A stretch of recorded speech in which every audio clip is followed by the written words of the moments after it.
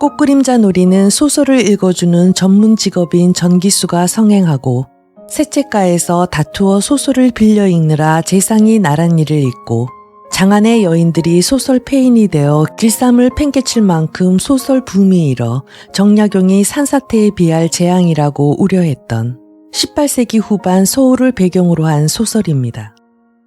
나라에서 지식인의 소설 읽기를 금지하고 과거 제도를 통해 소설 문체를 검증했던 문체반정의 회오리 속에서 역설적으로 소설이 당대 지식인뿐만 아니라 기존 독서 문화에 소외돼 왔던 여성 독자들을 사로잡으면서 소설 전성기를 구가하며 소설 르네상스를 꽃피웠던 당시 상황을 작가는 복원하려 했습니다. 이를 위해 삼국유사 삼국사기를 비롯한 고전 텍스트의 문장과 문장 사이, 문맥과 문맥 사이에 숨어있는 이야기들을 상상으로 불러내 스토리텔링의 전통을 새롭게 되살려 다른 장르로는 대체할 수 없는 소설만의 독자적인 향기를 되살리려 했습니다. 이 작품은 소설을 끌어나가는 외부 이야기와 독립된 9편의 내부 이야기로 구성되어 있는데요. 저작권자인 박소연 작가의 허락을 받아 전편 낭독할 수 있게 되었습니다. 군더더기 없이 감명하고 유려한 문체 속에서 빛나는 옛 이야기 속으로 들어가 보시죠. 1. 소설은 마음의 병을 고쳐주고 외로움을 없애주고 웃음을 주고 교훈을 주고 심지어는 사랑스럽기까지 하다. 사도세자. 소설은 독이다. 소설은 사람의 마음을 유혹하는 이단에 불과하다. 들뜨고 음탕한 말만 가득하고 이치에 어긋나는 데다가 사람들에게 해를 입힌다. 음란하고 야비한 음악이나 남의 비위를 잘 맞추는 간사한 사람과도 같다. 그래서 나는 소설을 생각하면 춥지도 않은데 몸이 떨린다. 정조. 빈집. 길눈이 어두운 것은 아니었다. 그러나 서울의 설경은 조인서에게는 낯선 풍경이었다. 그저 고향에서는 희끗희끗 눈발이 비치다가도 땅에 쌓일 겨를도 없이 스르르 녹았다. 그런데 서울의 한방눈은 순식간에 사방을 눈밭으로 만들어버렸다. 눈길을 헤매는 와중에 눈보라까지 휘몰아치자 조인서는 방향을 잃고 그만 후미지고 으슥한 마을 안까지 들어오게 되었다. 멀리 백탑이 보일 때만 해도 그는 친구 집을 찾지 못해 애를 태웠다. 그러나 눈에 익은 10층 석탑마저 눈안개 속으로 사라지고 예전에 알던 지표들이 하나둘 눈에 덮여 자취를 감추자 오히려 가던 길을 멈추고 그는 주위를 둘러보게 되었다. 그때 의외의 이정표가 나타났다. 낯선 길로 그를 이끈 길잡이는 눈꽃이었다. 바람을 피해 들어온 오솔길 끝에 눈꽃 덩굴이 별천지처럼 나타났던 것이다.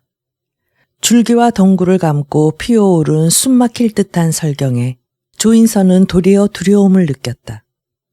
그는 서둘러 돌아가야겠다고 생각했다. 그런데 덩굴 안쪽에서 기척이 났다. 조인서는 소리나는 쪽을 돌아보았다. 뜻밖의 눈꽃 덩굴 아래 길이 나 있었다. 폭설로 길이 끊기고 마을이 묻히던 날 오히려 덩굴 아래 숨어있던 길이 모습을 드러냈다. 새 날개죽지 터는 소리에 눈가루가 은하수를 뿌린 듯 흩날렸다. 넝쿨 안으로 들어서자 두려운 세찬 바람은 멎고 사위는 고요해졌다. 눈꽃으로 둘러싸인 덩굴 안은 아늑하고 훈훈하기조차 했다. 조인서는 잠시 길을 멈추고 헐거워진 간발을 다시 하고 행전을 바싹 동염했다. 덩굴길을 벗어나자 사방이 확 트였다.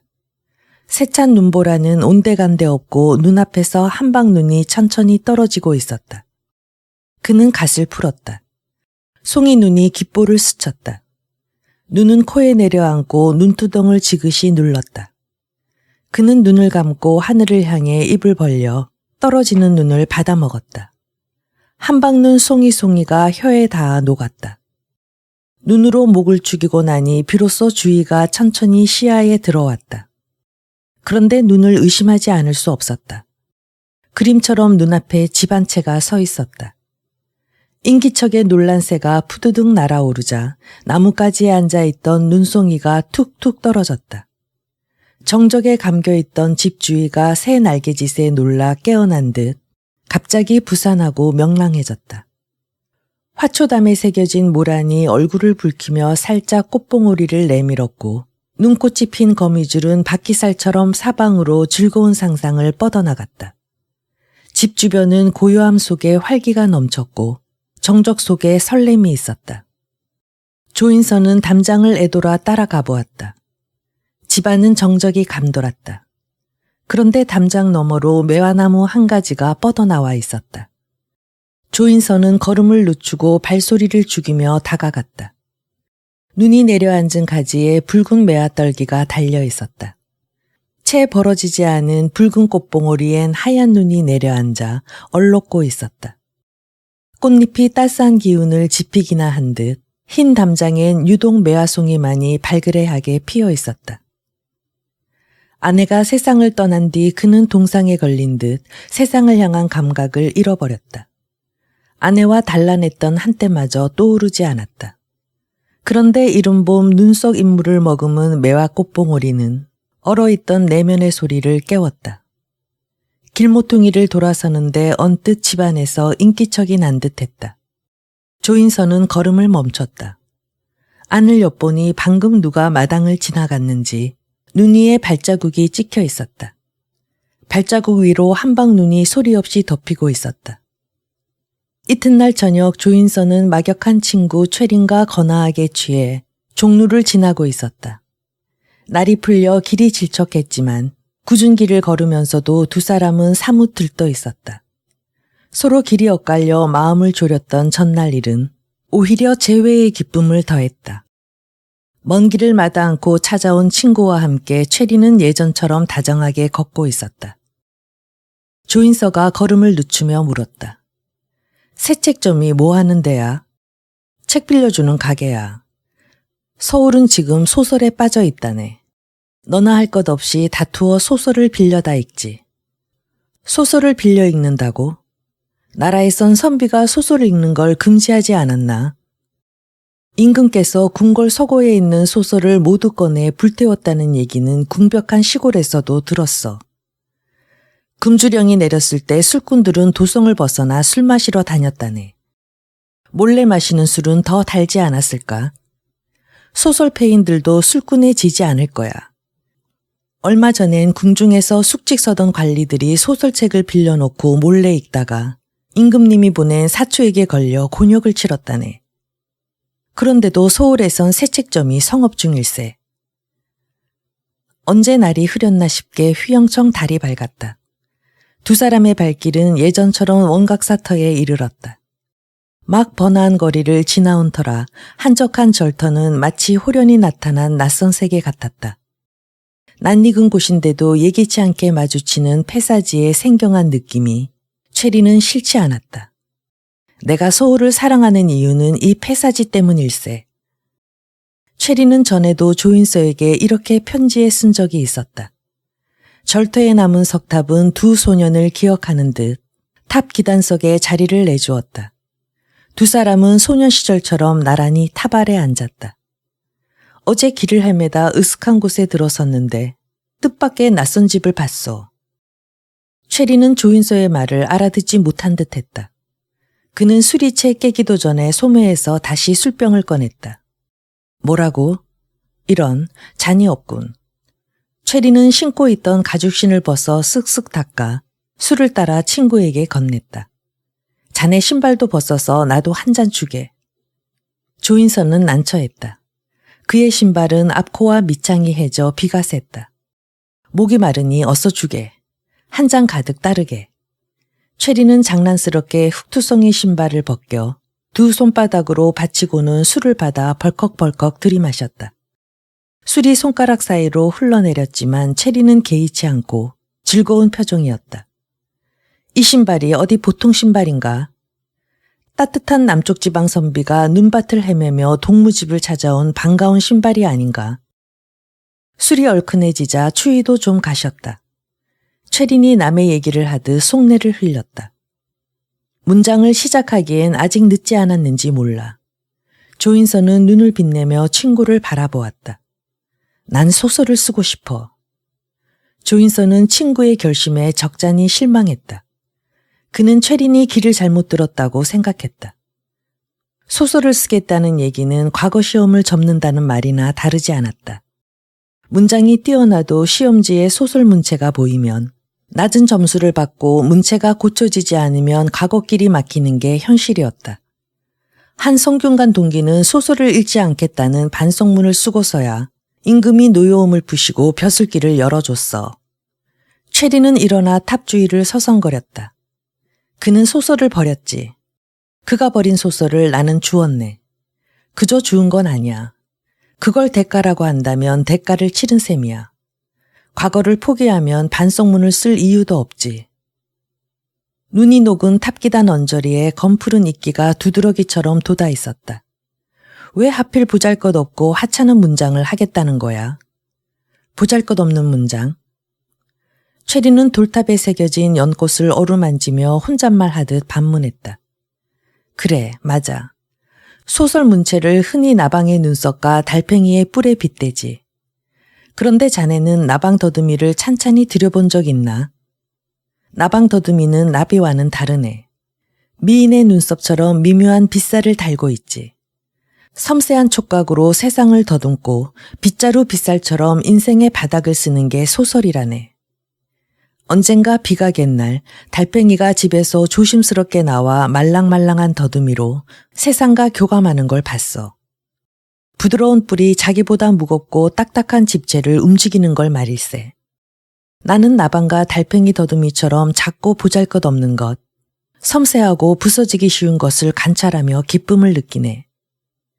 소설은 보잘것없는 것에 의미를 부여하고 섬세하고 부드러운 것의 힘을 증명하려는 문장일세. 최린의 손길이 닿은 석탑 연꽃 무늬에서 언뜻 향기가 피어나는 듯 했다. 조인선은 낯선 향내에 어지러움을 느꼈다. 최린이 일어나 앞서 걸었다. 소설가는 새 속에 직일하지 않나.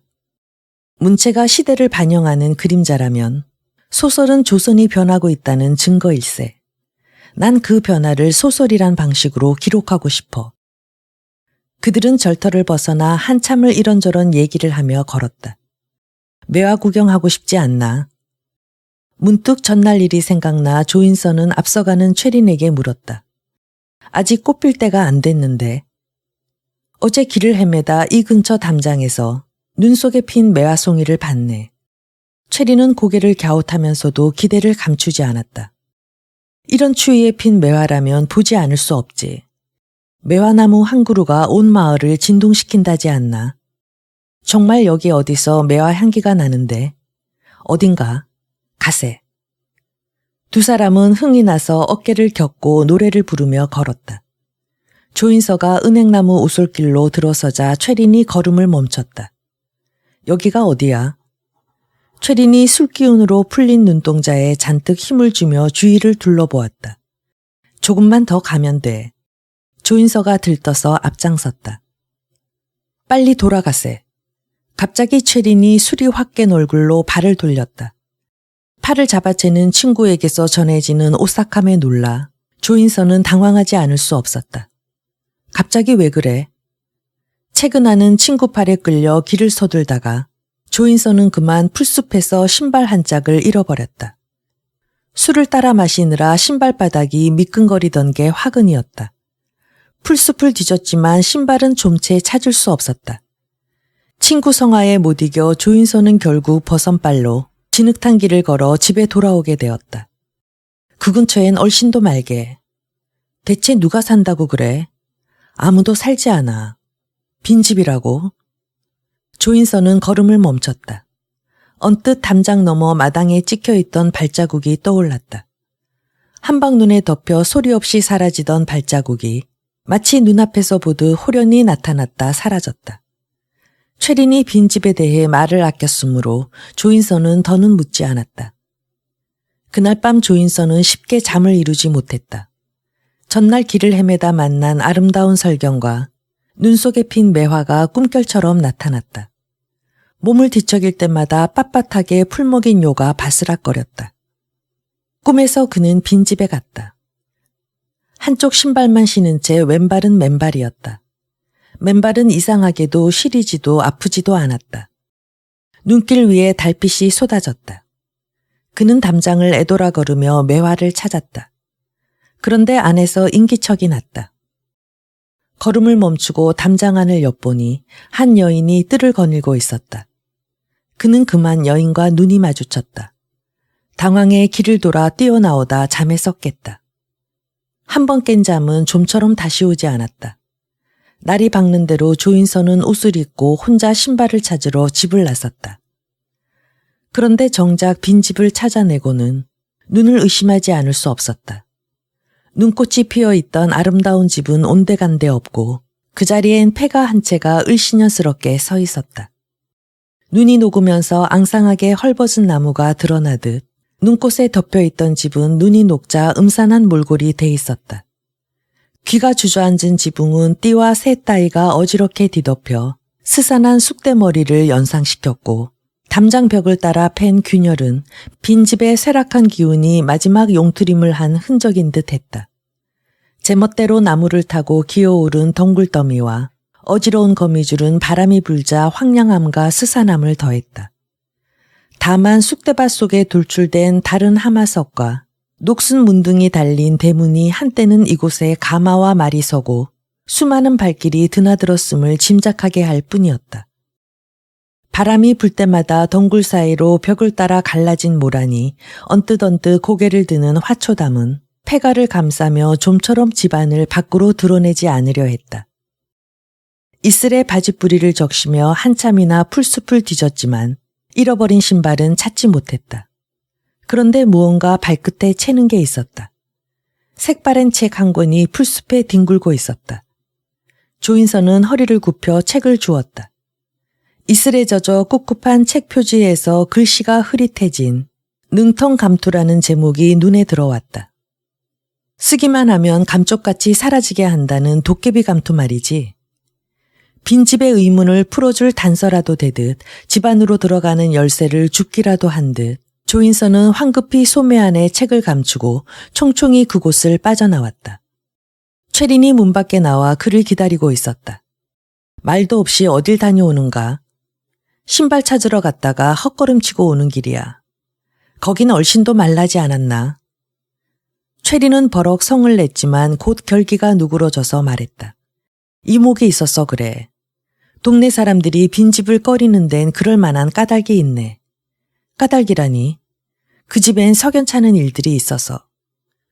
최리는 빈집 주인이 귀신에 시달리다 이사간 일이며 그 뒤 이사오는 사람마다 채 얼마 살지 못하고 달아나는 바람에 결국 폐가나 다름없이 된 사정을 들려주었다. 그러나 조인선은 친구 이야기를 흘려들었다. 애당초 그 집엔 귀신 따윈 없었을 거야. 누군가 불미스러운 일을 덮으려고 어지러운 얘기를 지어낸 게 분명해. 오히려 귀신 얘기에 가린 내막이 궁금하군. 혼자 남게 되자 조인선은 비로소 책 생각이 났다. 이슬에 젖은 책은 그새 소매 안에서 구덕구덕 말라 있었다. 조인선은 궁벽한 시골에 살며 소설을 마주할 기회가 별로 없기도 했지만 음탕한 소설을 읽으면 저절로 마음이 음탕해진다는 스승의 조언을 받아들여 스스로 소설을 멀리 해왔다. 그런데 읽기만 하면 저절로 방탕해진다는 불온한 책이 눈앞에 놓여 있었다. 조인선은 스승이 금지한 문지방을 넘으며 자기를 시험해보고 싶었다. 그는 위험한 책을 열었다. 능텅감투. 이목구비와 허우대는 멀쩡한데 허구한 날 빈둥대며 밥이나 축내고 돈이 생기면 기방이나 출입하는 오시원이란 한량이 있었다. 그나마 밥 굶지 않고 의복이 남루하지 않은 것은 부지런한 아내 덕분이었다. 공부는 이미 오래전에 접고 책에는 먼지가 켜켜이 앉아 있었다. 싹수가 노랗다. 사람 되긴 글렀다는 집안 어른들 핀잔의 반발에 오히려 왈자나 불안당 패거리와 어울린 때도 있었다. 그러나 서른에 들면서 못된 성깔도 제풀에 죽어 이도저도 그만두고 아내 몰래 밥사발이나 수저를 책방에 잡혀 협객 소설이나 괴담, 잡서나 빌려 읽으며 허송세월을 보내고 있었다. 하루는 어스름역에 아내의 잔소리를 피해 오시원은 술친구와 거리를 배회하고 있었다. 자네 능소감투 얘기 들어봤나? 친구가 뜬금없이 물었다. 쓰기만 하면 감쪽같이 사라진다는 도깨비 감투 말인가? 무슨 귀신 신하라 까먹는 소리야. 오시원이 심드렁하게 대꾸했다. 요사한 감투가 생긴다면 자넨 뭘 하겠나? 술친구 역시 오시원처럼 꽤나 할 일 없는 사내였다. 싱거운 소리. 글쎄, 내가 사람들 눈에 안 보인다.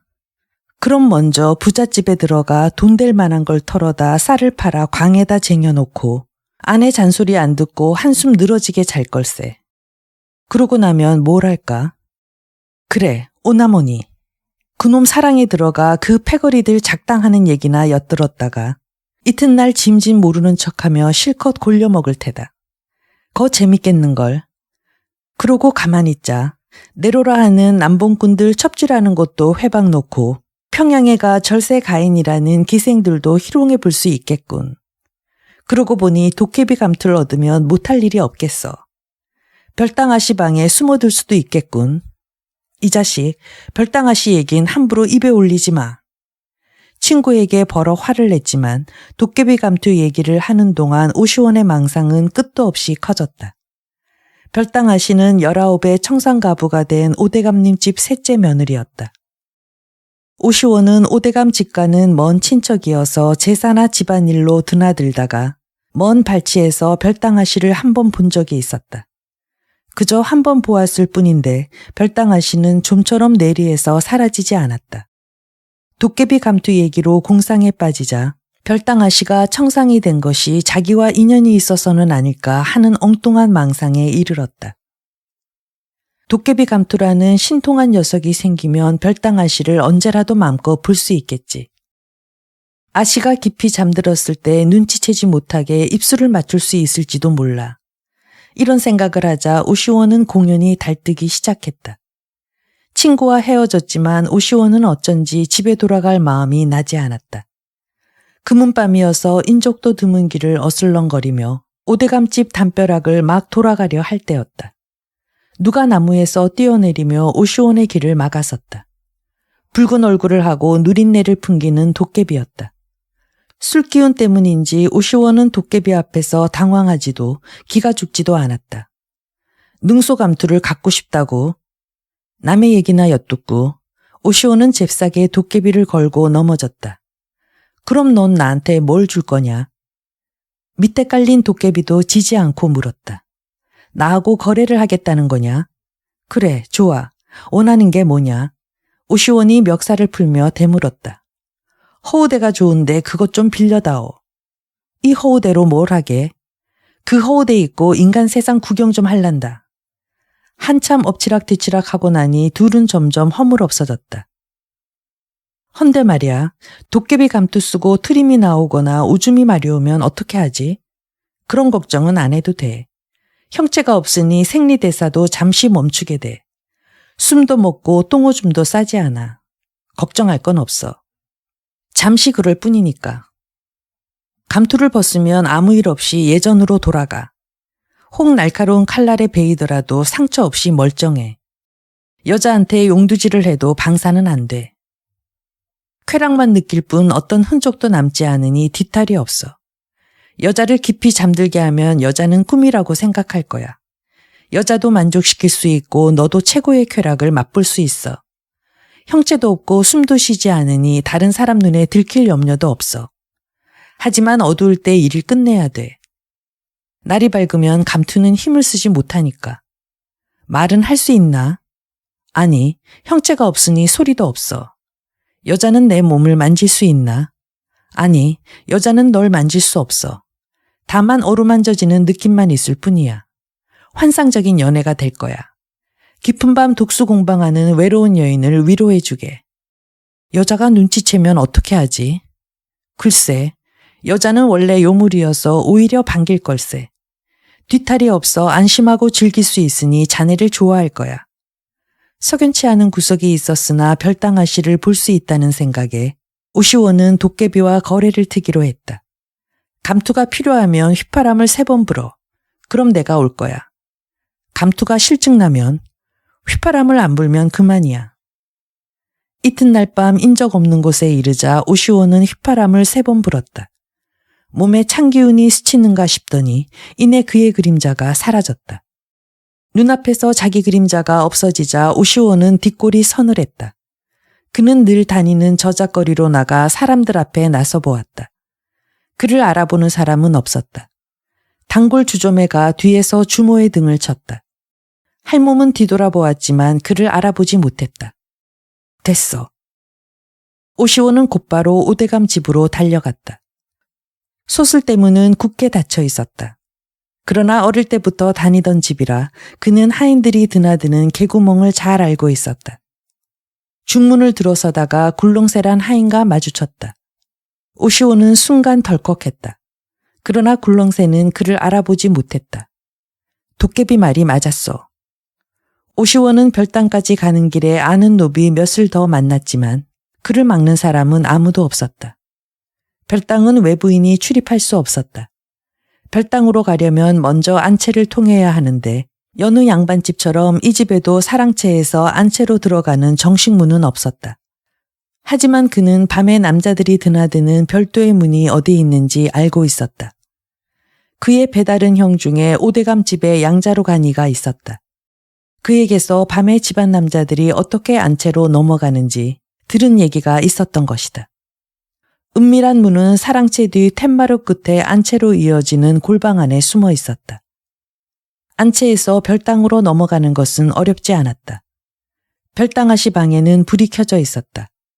오시오는 나무 뒤에 숨어 있다가 몸종이 방에 들어갈 때 뒤에 붙어 숨을 죽이고 따라 들어갔다.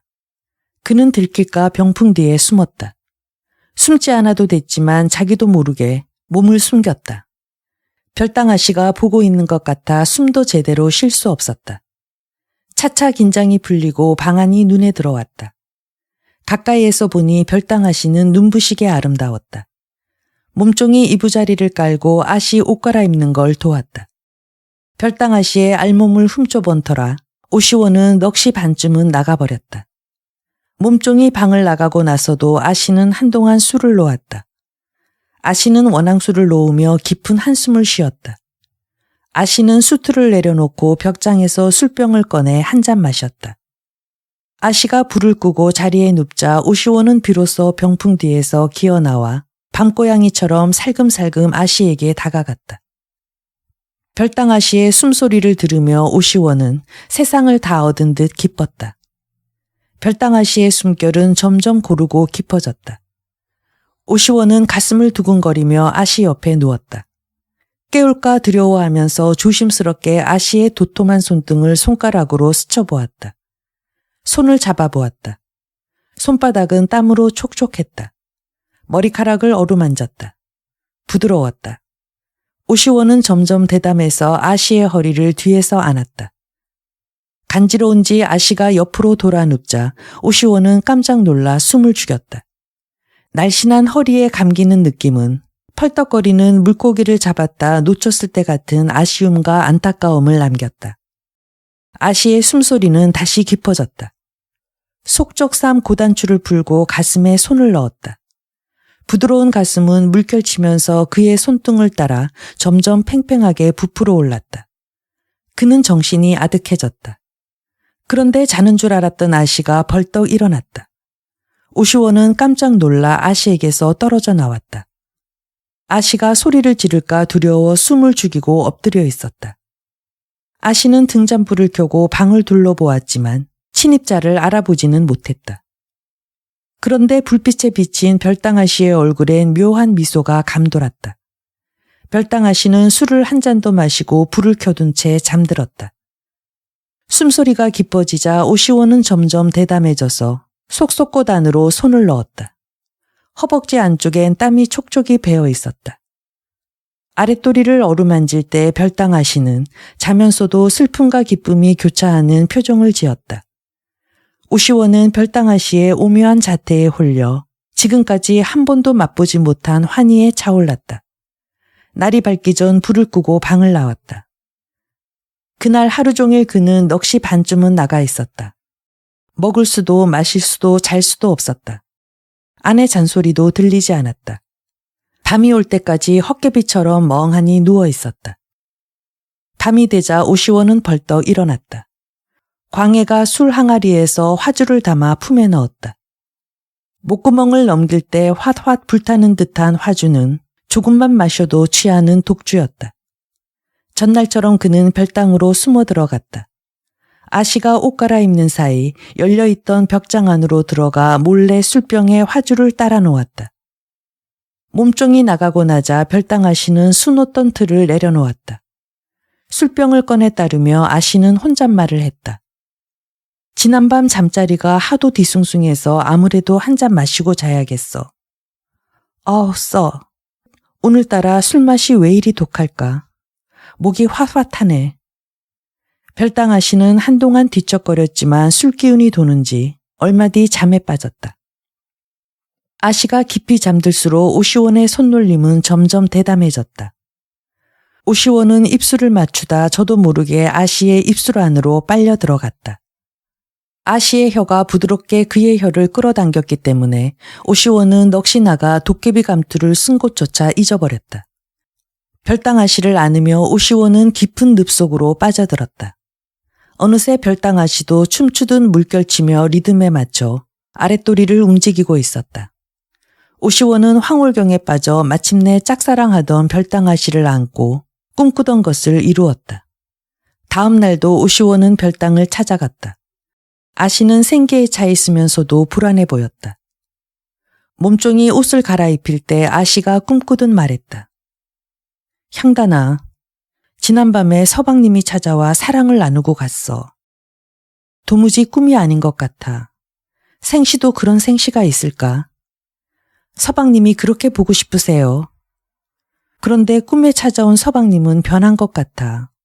예전의 서방님이 아니고. 꿈속 서방님은 어떤데요? 향단이 요를 깔며 물었다. 분명 달랐어. 향단아, 서방님 베개를 꺼내놓아라. 계집종은 걱정스러운 얼굴로 주인을 올려다보았다. 그날 밤 별당 아씨는 수투를 잡지 않았다. 향단이 나가고 나자 청상은 술을 꺼내 마시며 노래를 불렀다. 슬픔이 깃든 아름다운 목소리였다. 꿈길 밖에 길이 없어 꿈길로 가니 그님은 나를 찾아 길 떠나셨네. 그 뒤엘랑 밤마다 어긋나는 꿈. 같이 떠나 노중에서 만나를 치고. 오시원은 연인이 잠들길 기다려 옆에 놓인 베개에 누웠다. 그러나 곧 베개를 옆으로 치워버렸다.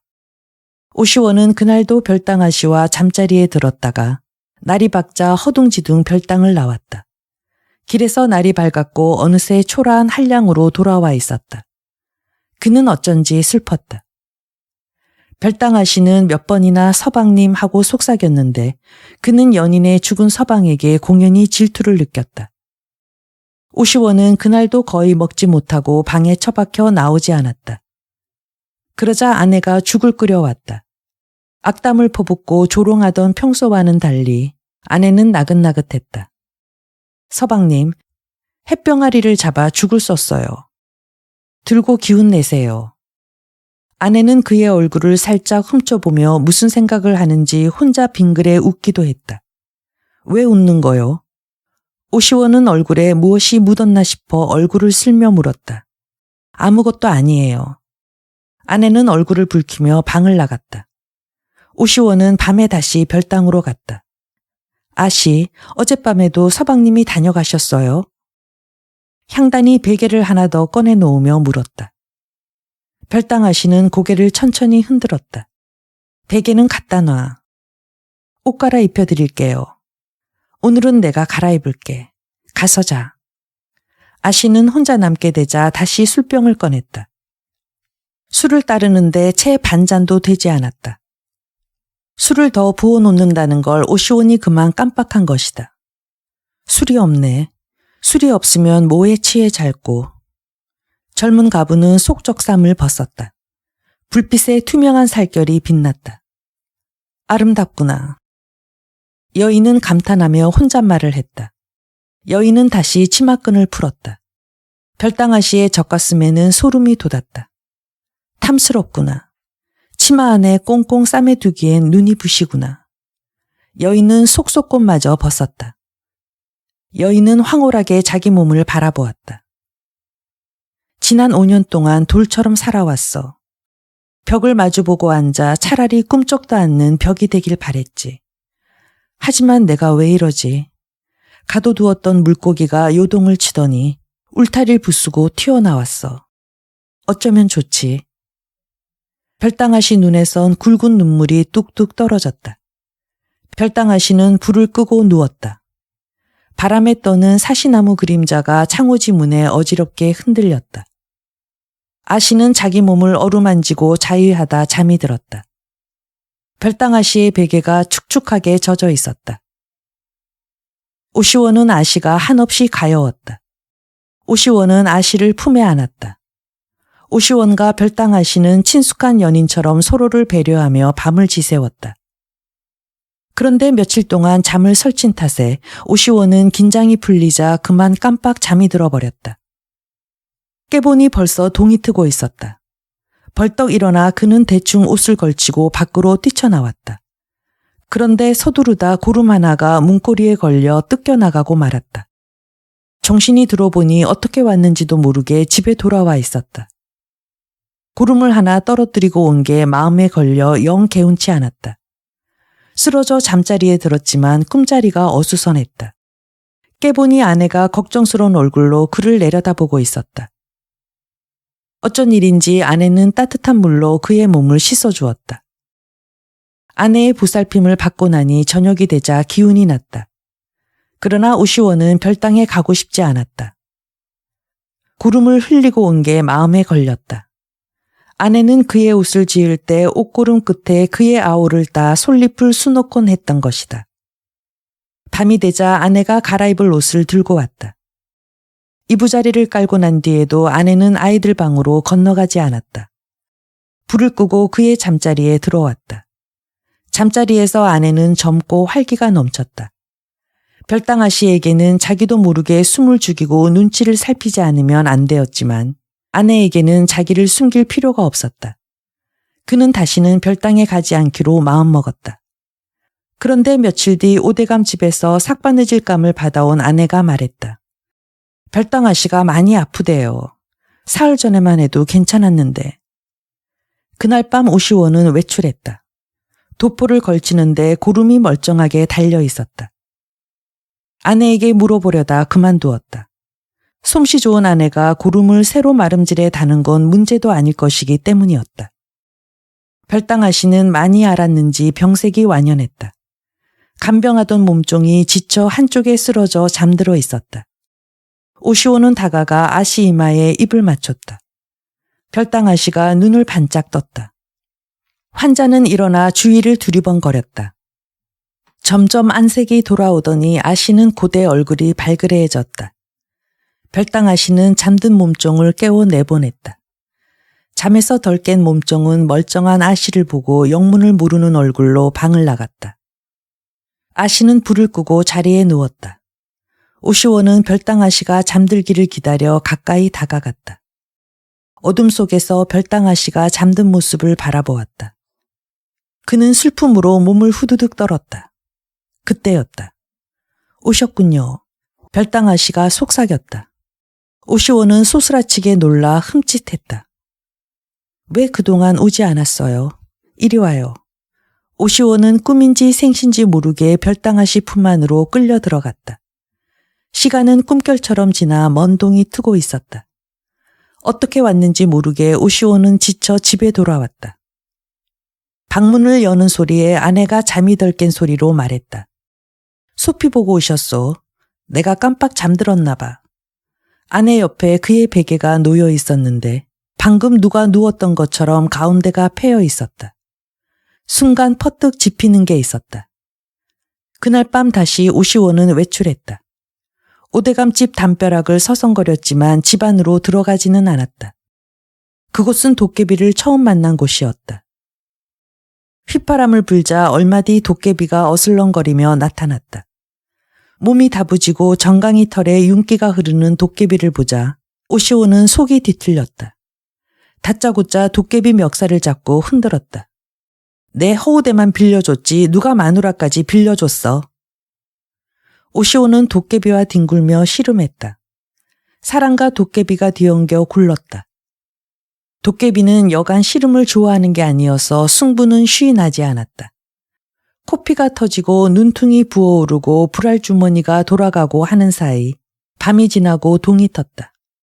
그제야 도깨비는 오시원에게서 떨어졌다. 오라질 놈, 도깨비 감투 따윈 이제 신물이 났어. 다시는 내 놈이랑 거래하지 않을 테다. 오시원은 별당아 씨에게 발길을 끊었다. 그러나 별당아 씨는 잊히지 않았다. 멀쩡한 사람도 도깨비 감투로 순식간에 사라지게 할 수 있는데 보이지 않는 마음속 별당아 씨는 애를 써도 지워지지 않았다. 결국 한 달이 채 가기도 전에 오시원은 도깨비에게 한 말을 스스로 어기고 말았다. 집을 나오기 전 그는 아내에게 자기가 잠자리를 청하더라도 받아주면 안 된다고 거듭 다짐해 두었다. 영문을 모르는 아내는 남편이 다그치자 그럼하고 대답은 하면서도 알 수 없는 웃음을 지었다. 오시원은 그런 아내가 영 미덥지 않아 아내와 한 차례 잠자리를 치르고 아내가 잠드는 걸 보고서야 집을 나섰다.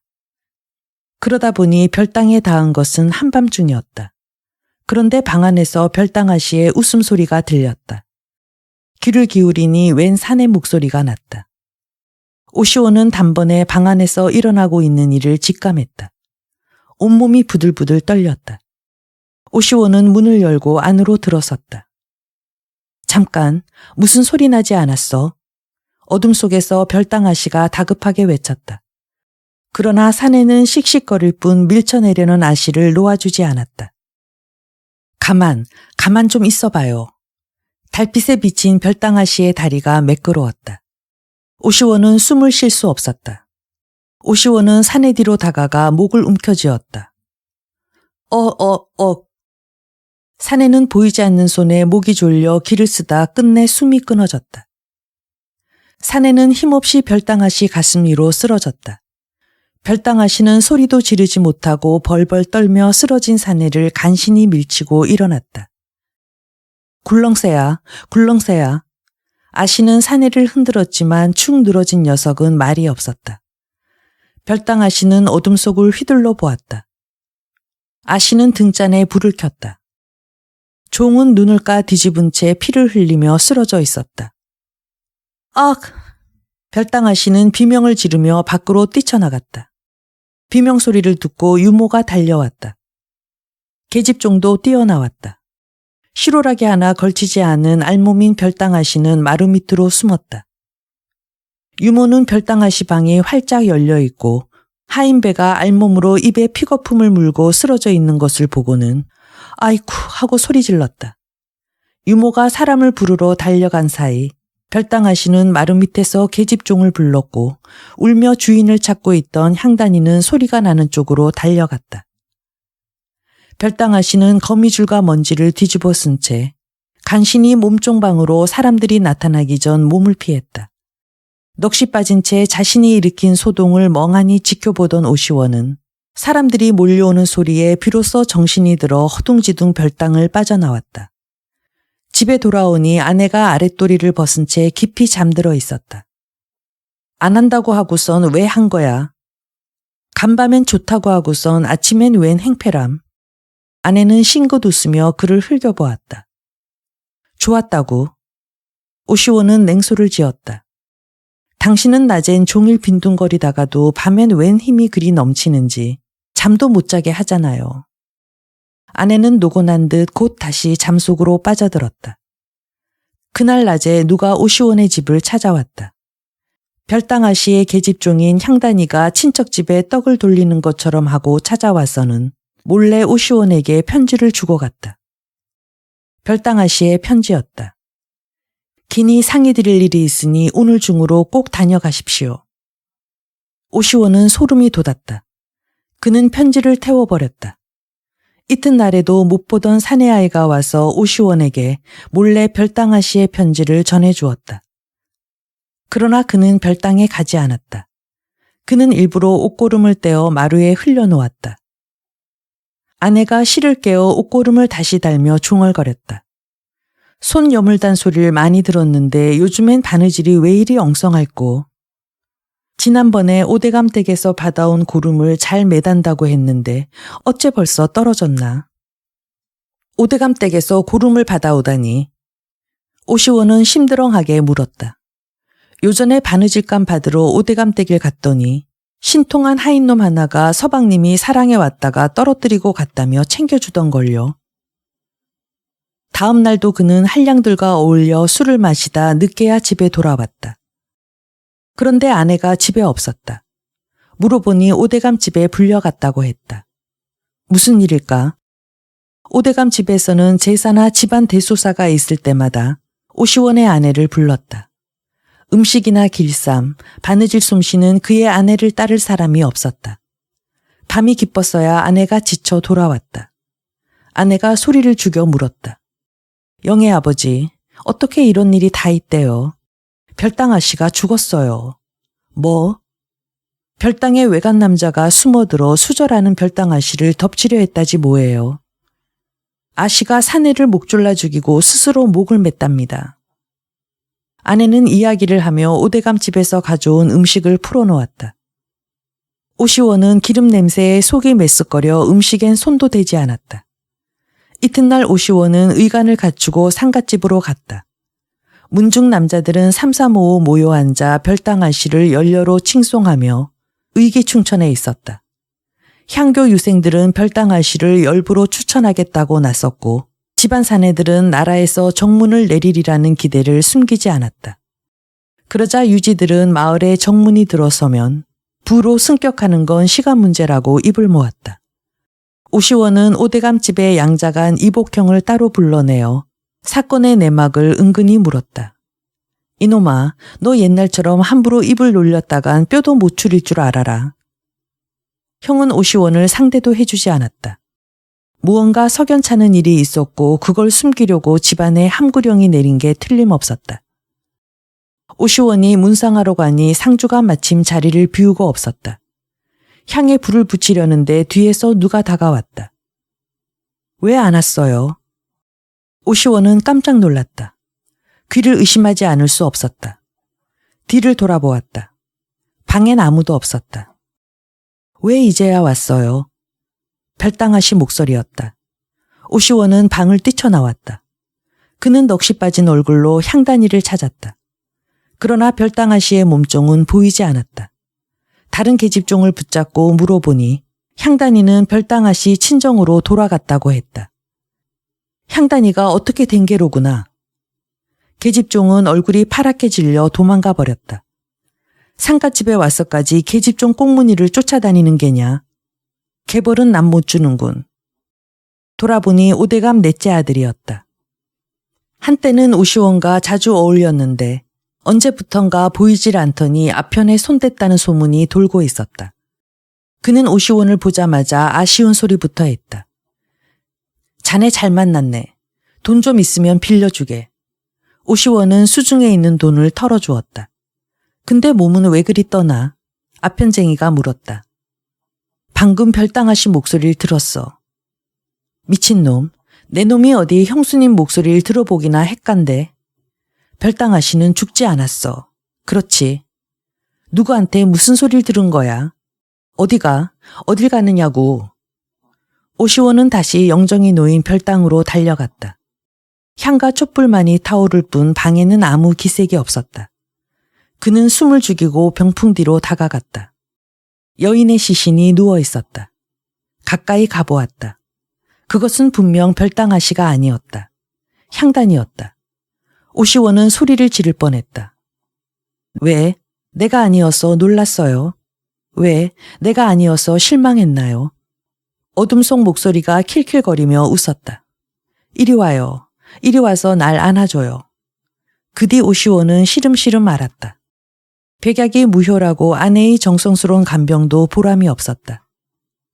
오시원은 결국 앙상하게 바싹 말라 숨을 거두었다.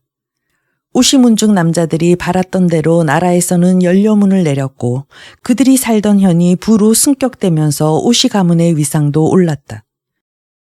오시원의 아내는 여전히 부지런히 일하고 아이들을 건사했다. 많은 사내들이 이 활기찬 가부에게 눈독을 들였다. 그러나 오시원의 아내는 그렇고 그런 사내들에겐 관심이 없었다. 다만 정분이 든 도깨비는 과부집을 제집 드나들듯 했다. 정력이 왕성한 도깨비가 젊은 과부집에 출입하는 건 뭐 그리 흉이 아니니까.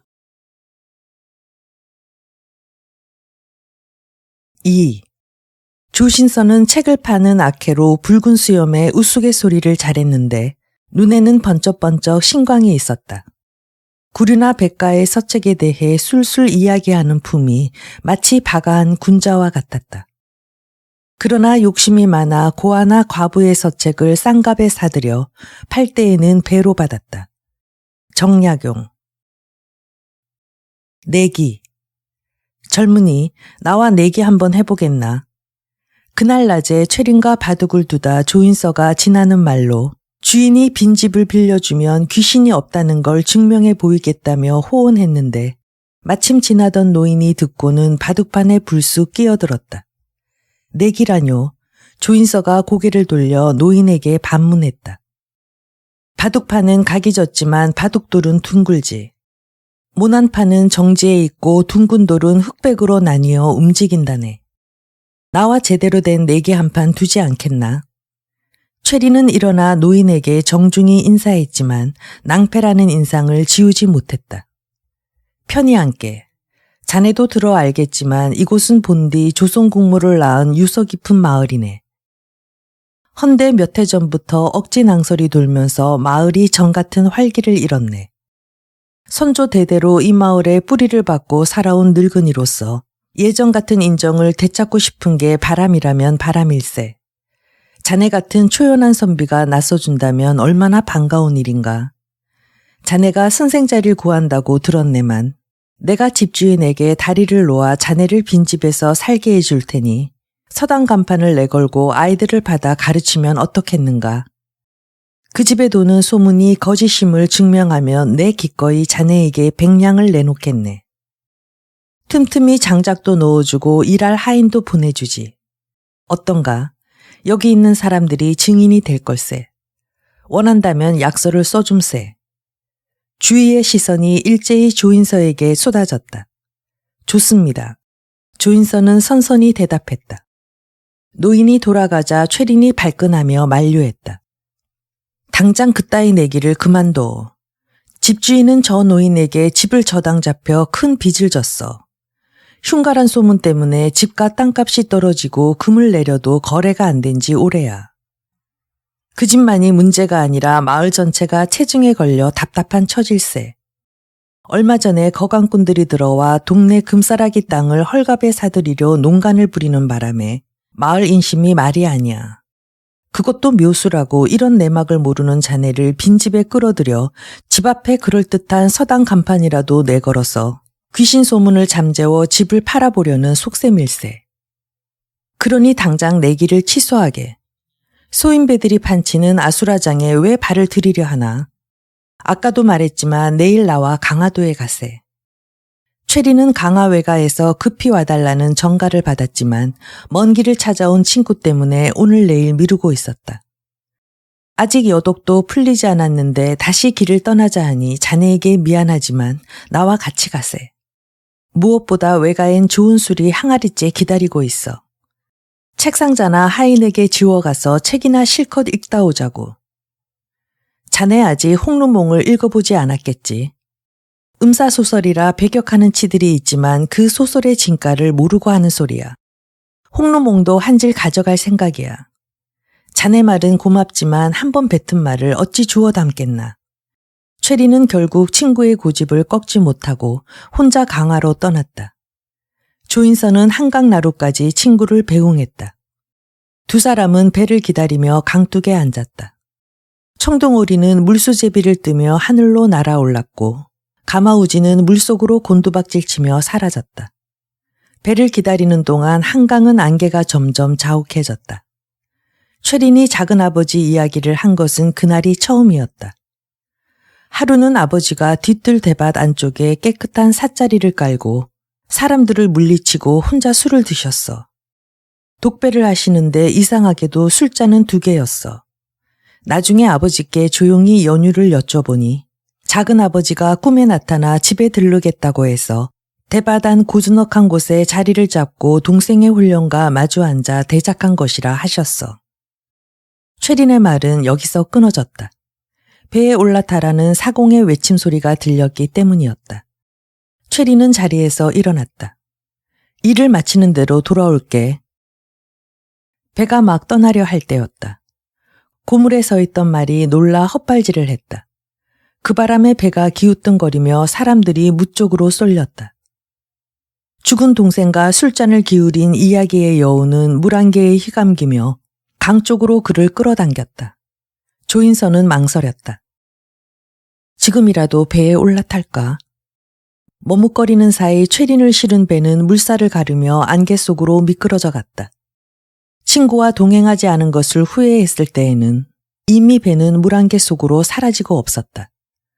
한 치 앞도 안 보이는데 배는 무얼 길잡이 삼아 노를 저어갈까? 조인선은 돌아서서 걸었다. 그가 가는 길 역시 오리무중이었다. 노인은 홍문관 교리를 지냈다는데 벼슬에서 물러난 뒤에도 사람들은 여전히 그를 교리라 불렀다. 조인선은 교리의 집사를 따라 빈집에 들어갔다. 을씨년스러운 바깥과는 달리 집안은 의외로 아늑했다. 정원의 나무들은 수영이 아름다웠고 건물도 뼈대를 제대로 갖추고 있었다. 집주인이 미리 사람을 시켜 집을 청소하고 손본 걸 보면 주인장 인품이 소문과는 다르다고 생각되었다. 집사가 돌아가고 나자 조인선은 매화나무부터 찾아보았다. 이른 추위에 꽃봉오리가 채 피기도 전에 떨어진 것일까? 담장을 따라가며 눈여겨보았지만 매화는 좀처럼 눈에 띄지 않았다. 사랑채 모퉁이를 돌아서는데 갑자기 검은 그림자 하나가 눈앞을 획 지나쳤다. 눈 깜짝할 사이에 일어난 일이었다. 조인선은 검은 물체가 사라진 곳을 따라 가보았지만 사랑채 뒤뜰엔 괴괴한 정적만이 감돌았다. 그때 문소리가 났다. 교리가 보낸 하인들이 수레에 장작을 싣고 왔다. 조인선은 말도 붙일 겸 방금 뒤뜰로 사라진 검은 물체에 대해 물어보았다. 하인들은 얼굴이 새파랗게 질렸다. 그놈이에요. 주근깨가 낀 하인이 몸소리를 치며 외쳤다. 그놈이라니. 이 집에 사는. 그러자 옆에 있던 하인이 주근깨에게 눈짓을 했다. 그들은 상전에게 무슨 얘기라도 들은 것인지 더 이상 입을 열지 않았다. 하인들은 구들에 장작을 떼기가 무섭게 달아나 버렸다. 혼자 남게 된 조인선은 손수 풀을 베고 마당을 쓸고 연못을 청소했다. 내려앉은 마룻장을 고치려고 목공 장비가 있는지 찾아보려고 강에 들어갔다가 조인선은 다시 검은 놈과 맞닥뜨렸다. 창고문을 여는 순간 갑자기 검은 것이 튀어나와 밖으로 달아났다. 한동안 간담을 서늘하게 했던 놈의 정체를 안 것은 사흘째 되던 날이었다. 그것은 애꾸는 검은 고양이였다. 빈집에 살면서 야생성이 되살아난 탓인지 고양이는 사람을 피했고 새와 쥐를 잡아먹으며 빈집을 활보하고 다녔다. 그 뒤에도 고양이는 조인선을 경계했고 좀처럼 그와 가까워지려 하지 않았다. 끝내 매화나무는 찾지 못했지만 바람이 불면 어디선가 매화 향내가 쏴 코끝을 스치곤 했다. 보이지 않는 암향에 끌려 조인선은 안타까이 마당을 서성였다. 그러나 매화 향기에 휩싸인 시간은 그리 길지 않았다. 꽃이 시든 것일까? 언제부턴가 더 이상 향내는 나지 않았다. 집안 곳곳을 쓸고 닦고 고치느라 눈코 뜰 새 없이 바쁘게 한 달이 후딱 지나갔다. 그 사이 양지 바른 곳에 냉이며 쓴바귀가 다문다문 꽃을 피우고 산수유며 왕벚나무도 꽃눈이 벌어지면서 뜰은 제법 봄 기운이 일었다. 최린이 강화로 떠나며 조인서 뒤를 돌봐주라고 단단히 일러두었지만 하인은 상전의 지시라 어쩔 수 없이 처음엔 대문 앞에 먹을 걸 던져두고 주랭랑을 놓더니 그것도 얼마 지나지 않아 후지부지 돼버렸다. 조인서는 직접 군 부를 때 밥을 짓고 시골 출신답게 냉이로 국을 끓이고 생강나무 새순을 따 쌈을 싸먹으며 스스로 먹는 문제를 해결했다. 그는 빈집이 마음에 들었다. 무엇보다 서재의 마음이 끌렸다. 유현당이란 현판 글씨도 예사롭지 않았고 석재를 다듬고 나무를 깎은 솜씨도 남달랐다. 유현당이란 이름에 걸맞게 서재는 언덕 위에 서 있어 지대가 높고 뒤로 대나무가 우거져 있었다. 대숲은 서재를 휘움하게 감싸며 집의 온도와 습도를 맞추고 찬바람을 막아주어서 집안은 늘 청량한 기운이 감돌았다. 대숲에 이는 바람소리와 그 안에 둥지를 튼 새들은 빈집에 사는 즐거움이기도 했다. 머리에 뿔장식 깃을 단 뱁새며 까만 머리 깃털을 한 노란 딱새며 호리호리한 할미새는 집에 생기를 불어넣어주는 활력소였다. 한 번은 대숲에 들어가려는데 놀란 새들이 푸드덕 날개를 치며 일시에 공중으로 솟구쳐 올랐다. 온갖 빛깔의 깃털이 햇빛에 반사되면서 수십 마리 새들이 일제히 하늘로 날아오르는 모습은 일대장관이었다. 서재에는 작은 문방이 붙어 있었다. 가난한 일상에 길들인 습성인지 조인선은 사랑방보다는 문방이 마음이 편했다. 그래서 아예 그는 문방으로 살림을 옮겼다. 아침에 이슬을 밟으며 정원을 걷다 바짓뿌리에 이슬이 스치는 것도 좋았고 찬 기운에 소름이 돋는 느낌조차 새로웠다. 밤사이 핀 꽃봉오리를 발견하고 가슴이 뛰었고 창호지뿐만 아니라 격자무늬 문살에 마저 붉게 배는 노을에 그의 마음도 한방 물들었다. 마루에 앉아 책을 읽다 문득 그를 바라보는 낯선 시선을 느낀 적도 있었다. 주위를 둘러보니 붉은 노을빛이 그의 얼굴을 부드럽게 감싸고 있었다.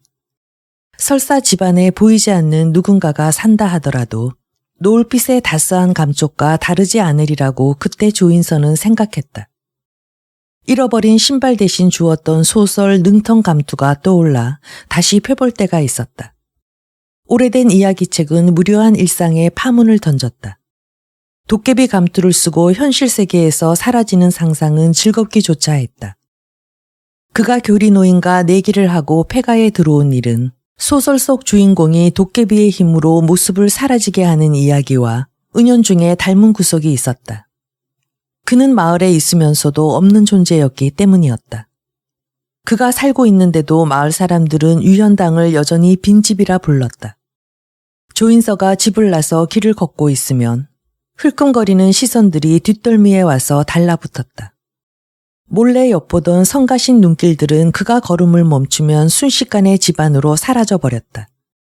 그래서 조인서는 친구에게 농담으로 편지에 썼다. 귀신은 집 안에 있는 게 아니라 집 밖에 있더군. 그러나 언제까지 조인서가 이렇게 호기로울 수는 없었다. 생활 방편으로 선생 자리를 알아보려는 계획은 뜻대로 되지 않았다. 공부할 학생을 구하려고 여러 군데 말을 해놓고 대문에 서당 간판까지 내걸었지만 누구도 선뜻 그에게 아이를 맡기려 하지 않았다. 시간이 지나면서 조인서는 마을 사랑방에 초대받는 일도 점점 뜸해졌다. 생활은 궁핍해지고 의복은 돌봐주는 사람이 없어 남루했다. 하지만 마음마저 가난한 것은 아니었다. 햇볕이 따스한 날은 공부를 잠시 접고 대숲바람 소리가 가까이 들리는 곳에 멍석을 깔고 앉아 시를 읽었다. 찾는 사람도 없는 집에 칩거하며 예전부터 마음에 두었던 책이나 실컷 읽기로 작정하니 빈집에 든 것은 한편 행운이 아닐 수 없었다. 그러던 중 최린에게서 소식이 왔다. 편지 봉투가 묵직했다. 반가이 뜯어보니 귀경을 미루게 된 사정이 적혀 있었다. 외사촌의 죽음을 둘러싸고 살인의 유력한 증거들이 발견되면서 집안의 해묵은 감정을 들쑤셔 마침내는 집안끼리의 송사로 반전되면서 최린도 사건에 휘말려 들어 광화에 발이 묶이게 됐다고 했다. 최린의 귀가가 미뤄지는 것은 조인서에게는 불운한 일이었다. 편지와 함께 보낸 책은 최린이 지루한 송사에 얽히면서 무료함을 이기기 위해 외가 골방에서 쓴 소설이라 했다. 외톨이 바닷가에 갔다가 우연히 한 노파가 부르는 삼별초 노래를 들었네. 강화 섬 사람들에게 전해 내려오는 삼별초의 이야기는 기록된 고려 역사와는 달랐다네. 섬 사람들에게 그들은 역적 도당이나 도적 무리가 아니었네. 왜 실패한 역사에서 섬 사람들은 슬픔을 위로받고 꿈을 꾸는 것일까? 이 의문이 이 소설을 쓰게 했다네. 젊은 날 악행을 저지르는 자들이 부귀영화를 누리고 선한 사람들이 고난을 겪는 세상사를 보며 나는 삶의 지침서를 잃었네. 작은아버지가 돌아가신 뒤 진실이 사장되고 역사가 왜곡되는 현실을 보면서 사마천이 하늘에서 찾았던 북극성을 놓쳤네.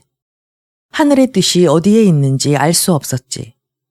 그런데 500년 동안 섬에서 불려온 노래를 들으며 나는 이 골방에 등불을 켜고 소설을 썼다네. 자네는 소설 반대론자지. 그래서 오히려 이 소설을 읽어줄 적임자일세. 500년 해당화 향기. 홍상문이라는 학자가 있었다. 세속의 명리 다툼에는 초연한 이 학자의 사랑에는 시인 묵객들의 발길이 끊이지 않았다. 기별도 없이 불쑥 찾아오는 연주선사도 그들 중 하나였다. 두 사람은 육아와 불가의 벽을 허물고 다정하게 지냈다. 홍상무는 그의 사랑을 드나드는 손님들이 집주인을 비판하는 것은 기꺼이 받아들였지만 조정정치나 귀신에 대해 논쟁하는 것은 허락하지 않았다. 그의 이웃에 귀신이 나온다는 집이 있었다. 행세께나 한다는 집주인이 귀신에 쫓겨 집을 버리고 이사하는 소동이 일어나 마을이 술렁였다. 그러자 한 제자가 금기를 깨고 홍산문에게 귀신 나오는 집 얘기를 꺼냈다. 왜 공자가 죽음과 귀신에 대해서는 말하지 않는다고 했겠는가? 그는 귀신이 존재하는가 하는 논쟁에는 선을 그었다. 그러나 실은 아무에게도 말하지 못했지만 얼마 전부터 홍상무는 꿈에서 귀신을 만나고 있었다. 귀신과 마주 앉아 시를 읊기도 하고 심지어는 귀신이 띄워주는 운자로 시를 짓기도 했다. 꿈에서 깨어나 급히 붓을 찾아 잊어버리기 전에 꿈에서 쓴 시를 적어놓은 적도 있었다. 가까운 친구에게 시를 보였더니 감탄하며 물었다. 자네 시가 요즘 들어 더 좋아지니 이유가 궁금하네. 무슨 비결이라도 있나? 홍상무는 알듯 모를 듯 웃음을 지었다. 허물없는 친구였지만 꿈에 귀신과 어울려 논다는 얘기는 차마 할 수 없었다. 그러던 중 절친한 친구가 일찍 세상을 떠났다. 한 스승 밑에서 공부한 동문인데 지병인 천식으로 요절했다. 그런데 죽은 친구가 꿈에 찾아왔다. 생전에 틈틈이 써둔 글을 묶어 책을 내려 한다며 홍상문에게 발문을 써달라고 부탁했다. 그는 그럼하고 대답하고 어떻게 발문을 쓸까 궁리하다 꿈에서 깼다. 며칠 뒤에도 꿈에 다시 친구가 나타나 그를 재촉했다. 꿈에서 깬 홍상문은 잠을 이루지 못했다. 불을 켜고 예전에 친구의 시를 몇 편 베껴놓은 일이 생각나 그것을 찾아 발문을 썼다. 날이 밝자 홍상무는 글을 들고 사당의 친구를 찾아갔다. 향을 피우고 발문을 읽는데 가까이에서 친구가 듣고 있는 듯한 기척을 느꼈다. 그날 밤 꿈에 친구가 찾아왔다. 자네가 아니면 써줄 수 없는 발문이네. 그런데 며칠 뒤였다. 친구의 동생이 그가 사당에 놓고 간 발문을 읽고 찾아왔다. 동생은 형의 유고를 묶어 책으로 내려던 참에 친분이 두터웠던 홍상문에게 글을 부탁하려 했는데 이신전심으로 알고 발문을 써주어 고맙다고 인사했다. 그가 사당에 발문을 놓고 간 것은 생전에 고인과 한 약속을 지키기 위해서인 줄만 알고 있는 유족들에게 꿈에 찾아온 친구의 부탁을 받고 글을 썼다는 이야기는 차마 하지 못했다. 그런데 친구의 책이 묶여 나온 뒤 그는 놀라지 않을 수 없었다. 친구의 유고집 속에는 놀랍게도 꿈속에서 친구가 읊어준 시편들이 들어있었던 것이다. 그는 인간의 기억이 불확실하다고 생각했다. 친구가 생전에 보여준 시를 꿈에서 기억해냈을 뿐이라고 그는 생각했다. 선비가 귀신과 교유한다는 것을 그는 인정할 수 없었다. 초야에 묻혀 사는 선비에게도 세상의 정쟁은 피해가지 않았다. 홍상문의 젊은 제자가 사대문의 세도가를 비판하는 대자보를 붙인 일이 영모 사건으로 비화하면서 스승도 제주섬에 유배되었다. 그의 나이 30대 후반이었다. 그는 제주 중산간 마을의 한 초막에 위리안치됐다. 위리안치는 가시나무로 집에 울타리를 치고 그 경계 밖으로 나가지 못하게 하는 무거운 형벌이었다. 위리안치되었어도 보통은 요령껏 외출도 하고 지역 사람들과 교유도 하는 융통성이 있었다. 그러나 고지식한 홍상무는 현감의 비공식 모임 초대도 조용히 물리쳤을 뿐 아니라 가시나무를 넘어 집 밖으로는 한 발짝도 나가지 않았다. 제주 현감은 홍쌍문의 외척 집안 사람이어서 유배살이의 편의를 봐주려고 은근히 애를 썼지만 홍쌍문은 현감의 호의를 받아들이지 않았다. 그의 인품을 눈여겨본 촌장들이 자제들을 가르쳐달라고 부탁했고 소문이 나 멀리서도 학동들이 찾아오면서 홍쌍문의 초막은 글 읽는 소리가 끊이지 않았다. 그런데 언제부턴가 섬에 이상한 소문이 떠돌고 있었다. 밤에 홍쌍문이 혼자 몰래 집을 빠져나가는 뒷모습을 봤다거나 의관을 갖춘 채 술병을 들고 어디론가 빠르게 사라졌다는 얘기가 나돌고 있었다. 처음에는 몰래 여자를 만난다는 추측이었지만 나중에는 한라산의 도적무리들과 반란을 꾀하고 있다거나 일본과 내통해 조종을 전복하려 한다는 해괴한 소문으로 변했다. 섬 사람들에게 강직한 선비로 칭송받던 홍쌍문은 이제 의심의 눈초리를 받게 되었다. 제주 현감은 홍쌍문을 둘러싼 소문을 더 이상 두고 볼 수 없어 소문의 진상을 가려 조용히 문제를 해결하려 했다. 그래서 발빠른 부하를 시켜 밤에 홍쌍문의 뒤를 몰래 밟게 했다. 그러나 홍쌍문의 걸음이 어찌나 빠른지 부하는 번번이 헛땅치고 돌아왔다. 축지스를 쓰는 게 틀림없습니다. 죄인을 책임 감독해야 하는 현감은 소문이 엉뚱한 방향으로 튈까 전전긍긍했다. 날개 달린 소문이 섬을 벗어나 서울에라도 닿는 날이면 자신의 목이 달아날 수도 있어 어떻게든 빨리 손을 쓰지 않으면 안 되었다. 현감은 사람 눈을 피해 평복을 입고 직접 홍쌍문을 찾아가 단도직입으로 밤에 어디 가는지 물었다. 홍쌍문은 정색을 하며 딱 잡아댔다. 자네 나를 의심하는가? 나는 저 탱자나무 울타리를 벗어난 적이 없네. 현감은 진퇴양난에 빠졌다. 목류병에라도 걸렸단 말인가? 아니면 무슨 피치 못할 사정이라도 있을까? 대체 밤에 어딜 가는 거지? 현감은 고민 끝에 홍쌍문과 오랜 지기인 연주 선사에게 편지를 써서 도움을 청했다. 선사는 편지를 받자마자 곧바로 바다를 건너 친구가 귀양 사는 오두막을 찾아왔다. 홍쌍문은 벗을 반기며 늦게까지 술상을 놓고 환담을 나눴다. 선사는 예전처럼 소박하고 진솔한 친구에게서 어떤 이상한 낌새도 챌 수 없었다. 여독이 풀리지 않아 피곤했던 터라 선사는 자리에 눕자 깜빡 잠이 들었다. 그런데 깨보니 친구가 자리에 없었다. 급히 밖으로 달려나가니 홍쌍문이 의관을 갖추고 어디론가 빠르게 걸어가고 있었다. 선사는 뒤를 쫓았다. 얼마 가지 않아 선사는 공동묘지를 지나는 친구를 따라잡을 수 있었다. 홍쌍문은 옷을 끌며 말을 거는 귀신들을 본체만체하고 지나쳤다. 곧 바닷가에 이르렀다. 선사는 한눈을 팔다 그만 친구를 놓치고 말았다. 칠흑 같은 바닷가에 바람과 파도 소리만이 윙윙거렸다. 선사가 바닷가를 헤매는데 멀리서 희끗무례한 형체가 보였다. 흰 두루마기를 펄럭이며 바람에 날아가는 갓을 잡아 각근을 바로 매는 사람은 홍쌍문이 분명했다. 주위를 둘러보니 놀랍게도 수천이나 되는 도깨비불이 바닷가를 날아다니고 있었다. 염력이 있는 선사조차 혼이 빠져나갈 지경이어서 가까이 가지 못하고 뒤로 물러섰다. 그런데 홍쌍문은 기가 죽거나 두려워하는 기색이 조금도 없었다. 예전의 유약한 선비의 모습은 어디에도 없었다. 세찬 바닷바람에 갓이 날아갈 듯했지만 홍쌍문은 얼굴을 돌려 바람을 피하지 않았다. 도깨비 불들이 원을 이루어 돌며 아리랑 타령을 부르다가 홍쌍문을 어디론가 데려가는 것이었다. 선사는 더 이상 쫓아가지 못하고 초막으로 되돌아왔다. 홍쌍문은 새벽녘이 되어서야 돌아왔다. 옷을 벗어놓고 자리에 눕자 선사가 말을 붙일 틈도 주지 않고 그대로 골아떨어져 버렸다. 다음 날 아침 선사가 눈을 떠보니 홍쌍문은 벌써 일어나 있었다.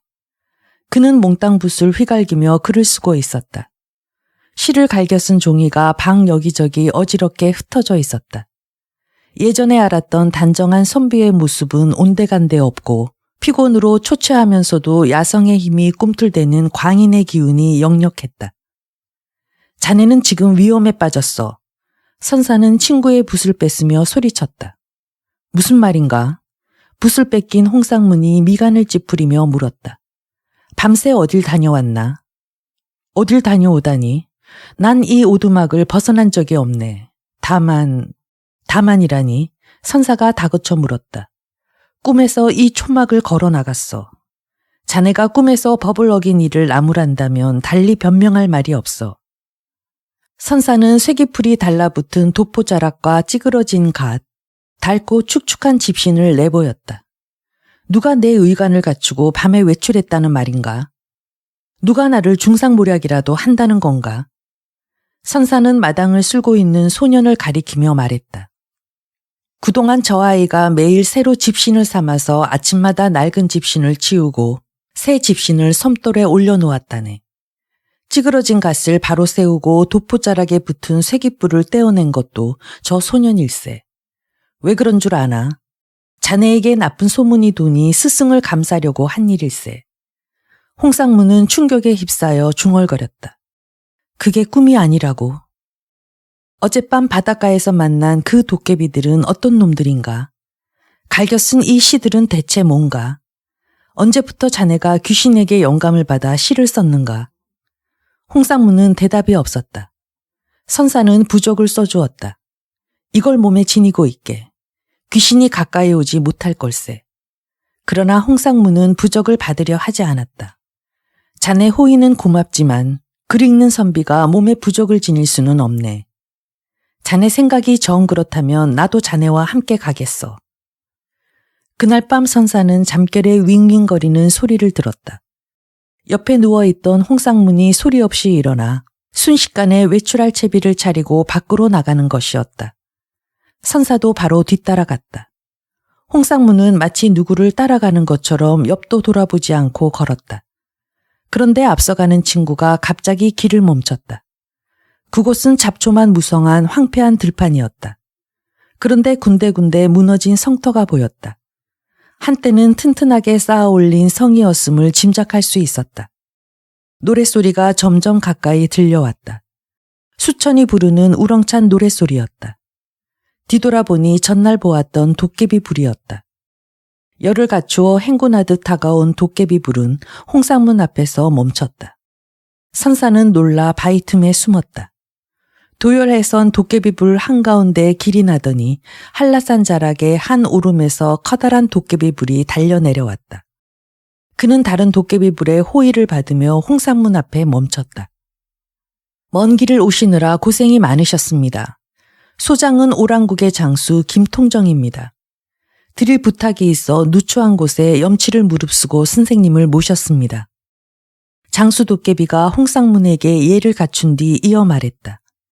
이 변방에 유배온 학자들은 많으나 선생님같이 가시나무를 넘지 않는 고든 선비는 보지 못했습니다.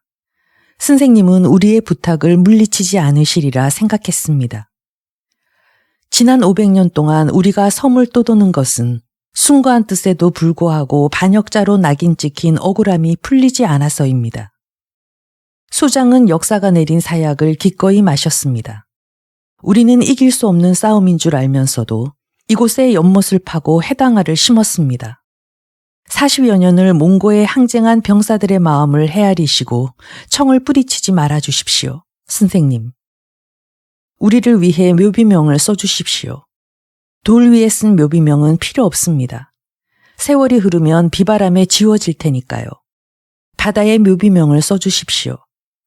역적의 누명을 벗기고 진실을 밝히는 묘비를 써주십시오. 파도에 침식될 수 없고 세월에 마모될 수도 없는 역사에 사가질 수 없는 묘비명을 써주십시오. 잠들지 못하고 떠도는 넋들의 비원을 부디 물리치지 말아주십시오. 이튿날 아침 홍상문과 연주선사는 뒤뜰 텃밭을 함께 맸다. 선사는 친구가 호미질을 하며 혼자 흥얼거리는 노래소리를 들었다. 선사는 가만히 노래를 따라 불렀다. 오매불망 못 잊는 님아 나를 기다리지 마소. 홍상문이 흠찐 노래를 멈췄다. 선사는 짐짓 모르는 채 계속 노래를 불렀다. 강화에서 진도로 다시 탐나로. 홍상문이 호미질을 멈추고 물었다. 이 노래를 아나? 아침에 산책을 하다 이 노래를 불렀더니 한 노인이 듣고는 섬을 쑥대밭으로 만든 오랑국 병사의 노래라 하더군. 헌데 자네가 이 노래를 어찌 아나? 어젯밤 자네와 같이 성터에 갔을 때 도깨비 불이 행군하며 부르던 노래 아닌가? 도깨비 불이라니 대체 무슨 말을 하는가? 어젯밤 자네가 만난 자들이 그럼 누구라 생각하나? 홍상무는 얼굴이 굳었다. 그런 말을 하려거든 절로 돌아가게. 난 도깨비 불을 본 적이 없어. 자네 그 자들을 위해 묘비명을 쓸 참인가? 홍상문이 호미질을 멈췄다. 자네가 그걸 어찌 아나? 홍상문의 얼굴이 굳었다. 어젯밤 자네를 뒤쫓아가다가 들었네. 그제야 홍상문은 호미를 놓고 꿈 이야기를 들려주었다. 어젯밤 꿈에도 전령이 찾아와 나를 웅장한 성에 데리고 갔네. 수많은 병사들이 열을 지어 행군하며 노래를 불렀어. 그런데 병사들의 대열을 가르며 백마를 탄 장수가 흰 말갈기를 휘날리며 달려왔네. 한 아름다운 여인이 장수의 뒤를 쫓았어. 그가 내 앞에 멈춰 말에서 내려 예의를 갖추더군. 그는 자신이 삼별초를 이끌었던 고려장수 김통종이라면서 병사들의 넋을 위로할 묘비명을 써달라고 부탁했네. 그건 꿈이 아닐세. 어젯밤 자네는 저 문을 열고 걸어나가 폐허가 된 성터에서 도깨비들을 만나고 왔네. 아침에 일어나 탐나 지도를 찬찬히 살펴보니 어젯밤 우리가 간 곳은 항파두리 성터가 틀림없어. 삼별초 병사들이 쌓았다는 성 말일세. 자네 참말 도깨비들을 위해 묘비명을 쓸 참인가? 역적을 기리는 묘비명을 어찌 쓴단 말인가? 홍상문이 발끈했다. 충격에서 헤어나지 못한 듯 한참을 말없이 서성이던 홍상문은 마침내 선사에게 부탁했다. 오늘 밤 내 손과 발을 꽁꽁 묶어 문설주에 메어주게. 나를 관찰했다가 무슨 일이 있었는지 내일 아침 얘기해주게. 그날 밤 선사는 친구의 부탁대로 두 손과 발을 단단히 묶고 잠자리에 들었다. 깜빡 잠이 들었는데 기척을 느껴 깨보니 이미 친구는 방문을 빠져나가고 있었다. 손발을 묶었던 끈들은 바닥에 가지런히 놓여 있었다. 선사는 다시 도깨비에게 홀린 친구의 뒤를 쫓았다. 바닷가에 이르자 홍상문이 걸음을 멈췄다. 이미 도깨비 불들이 모여 있었다. 선사는 눈을 의심하지 않을 수 없었다. 수천의 도깨비 불들이 바닷가에서 원물을 그리며 춤추고 노래 부르고 있었다. 이제껏 한 번도 보지 못한 장관이었다.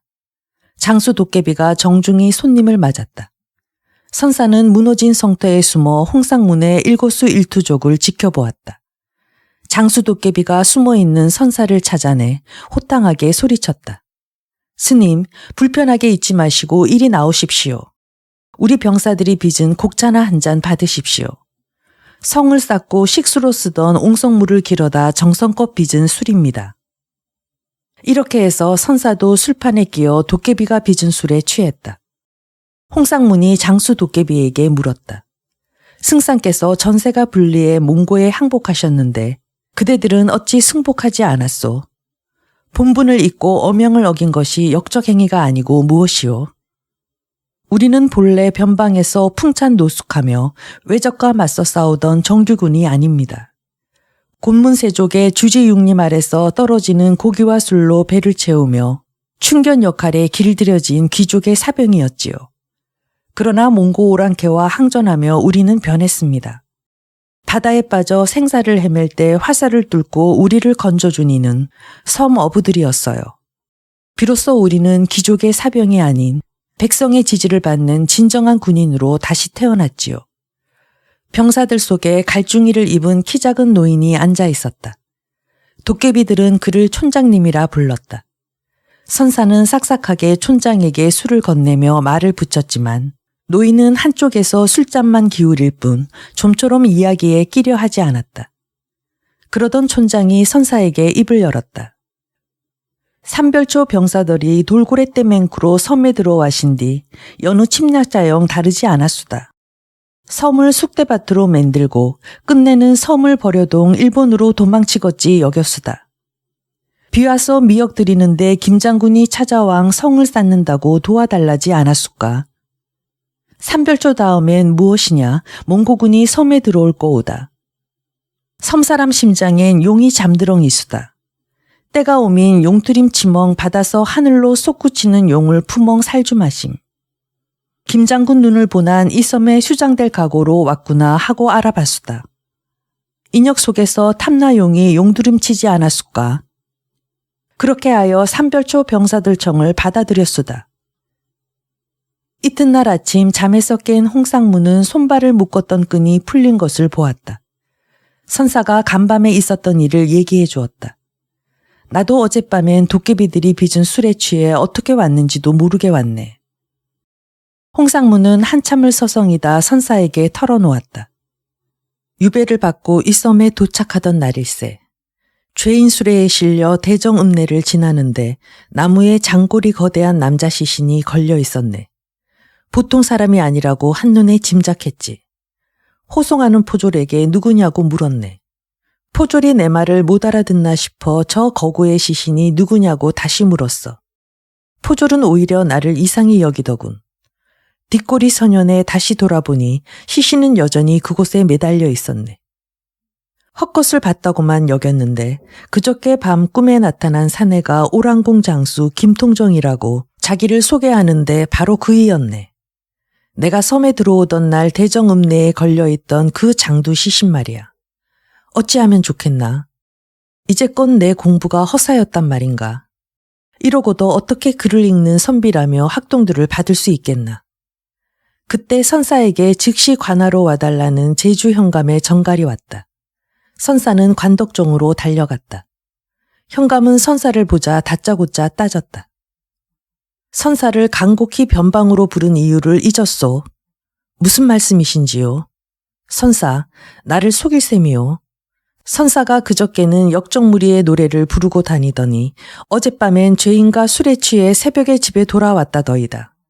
섬의 민심이 어떤지 알기나 하시오. 대체 왜 그러는지 속시원히 말씀이나 해보시오. 며칠만 소승을 믿고 기다려주시면 안 되겠습니까? 나는 기다릴 수 있지만 세상 민심이 기다려줄지 모르겠소. 선사는 제주 현감을 만나고 온 얘기를 버세게 했다. 내가 준 부적을 몸에 지니고 이젠 도깨비들과는 손을 끊게. 방안을 서성이던 홍상문이 결심을 한 듯 입을 열었다. 자네가 관아에 간 사이 내 발로 저 가시나무를 걸어 나갔네. 글 공부하는 아이를 데리고 항파둘이 토성에 갔어. 삼별초가 닦았다는 솔제의 굿을 할 일 없이 걸었네. 폐허를 거니는데 오묘한 향내가 바람결에 진동했네. 이 냄새가 뭐냐고 물었더니 아이가 해당화 향기라더군. 하지만 성터를 헤매고 다녀도 쑥대만 무성할 뿐 해당화는 보이지 않았어. 문득 삼별초 병사들이 성터에 해당화를 심었다는 얘기가 떠올랐네. 해당화도 삼별초 병사들과 운명을 같이 한 걸까? 500년 전에 피었던 꽃향기를 맡으며 전율했어. 그들의 부탁을 들어 묘비명을 쓰기로 했네. 그들 넋을 위로할 시를 쓰겠어. 이제까지 털어놓지 못했지만 벼슬을 마다하고 초야에 묻혀 살며 마음 깊이 간직한 꿈이 있었네. 한번 제대로 된 문장을 쓰고 싶었어. 자네에게 부탁이 있네. 부 20필과 종이 10축을 구해주게. 결국 선사는 친구의 뜻을 꺾지 못하고 무트로 돌아갔다. 그 뒤 섬 사람들은 홍상문이 집 밖을 나서는 것을 보지 못했다. 다만 해당화 향기가 은은하게 가시나무 울타리를 휘감고 돌았다. 홍상문이 집거한 지 한 해가 지났다. 그 사이 부 20필은 몽땅 부시되었다. 종이 10축이 다 떨어지자 홍상문은 떠오르는 영감을 벽이고 문에 창호지고 아무데나 휘갈겨 썼다. 하루는 기골이 장대한 사내가 저벅저벅 가시나무 울타리를 넘어 집 안으로 들어왔다. 소년이 마당으로 나가 낯선 손님을 막아섰다. 선생님께서 병환 중이라. 소년의 말이 채 끝나기도 전에 사내는 벌써 방 안으로 들어섰다. 사내는 홍상문 앞에서 예를 취했다. 선생님, 묘비명을 감사히 받겠습니다. 이후로는 다시 번거롭게 해드리지 않겠습니다. 소년이 방 안으로 쫓아 들어갔을 때는 사내는 이미 사라지고 없었다. 그런데 소년의 눈앞에 놀라운 광경이 벌어졌다. 지난 한 해 동안 그의 선생이 전력을 쏟아 쓴 시들이 눈앞에서 거짓말처럼 사라지는 게 아닌가. 벽과 창호지에 휘갈겨 쓴 시들이 모래글씨가 파도에 지워지듯 서서히 흔적 없이 사라졌다. 시를 쓴 종이를 들춰보니 새초에 먹물을 없앤 종이처럼 글씨는 온데간데 없고 백지만 남아 있었다. 달아 몽땅이가 된 묵과 밑이 빠진 벼루, 방 안에 찌든 묵향만이 지난 광기의 시간을 반증하고 있었다. 세월이 흘러 홍상무는 유배에서 풀려났다. 제주섬을 떠나려는데 날이 좋지 않아 그의 일행은 며칠째 항구에서 발이 묶였다. 다음 날 날이 개고 화창해지자 배에 오르려 했다. 그런데 배웅하러 온 촌장이 한라산을 가리키며 배를 띄워서는 안 된다고 굳고 말렸다. 한라산 꼭대기에 구름이 짙게 끼고 산에는 비가 완수다. 한라산 날씨가 고르지 못할 때에는 바람이 어떤 변할지 모르니까 배 나가는 것을 늦춥소. 하지만 촌장의 말을 듣지 않고 홍상문 일행은 출발을 서둘렀다. 배는 순풍에 돛을 달고 순조롭게 출발했다. 그러나 배가 섬을 떠난 지 얼마 되지 않아 갑자기 하늘이 어두워지더니 폭풍우가 몰아쳤다. 집채만한 바위가 덮치는가 싶더니 깎아지른 낭떠러지가 나타났다. 위기 촉발의 순간에 폭풍우 치는 바닷물을 가르며 백마를 탄 장수와 병사들이 달려왔다. 선생님, 배가 무태 닿을 때까지 소장이 호위하겠습니다. 홍상문이 배멀미로 혼절했다 깨보니 어느새 날이 밝아 있었다. 바다는 거짓말같이 잠잠해지고 멀리 묻히 보였다. 사람들이 갑판에 모여 웅성대고 있었다. 홍상문은 무슨 일인지 물어보았다. 지난밤 풍랑이 몰아치는데도 배가 유유히 항해해 이상히 여기고 갑판에 나가보니 수천의 도깨비 불들이 배를 떠매고 폭풍우 몰아치는 바다 위를 유유히 날아가고 있었다는 것이다.